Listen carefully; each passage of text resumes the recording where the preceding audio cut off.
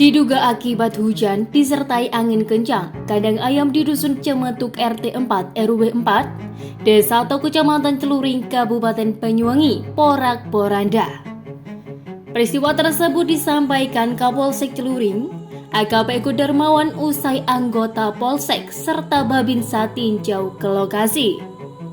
Kapolsek Celuring menjelaskan, sebelum bangunan kandang ayam roboh, hujan disertai angin kencang melanda wilayah tersebut.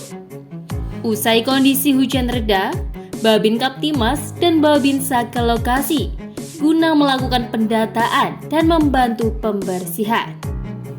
Meski tidak ada korban dalam insiden robohnya kandang ayam, namun kerugian yang menimpa pemilik ditafsir mencapai 250 juta.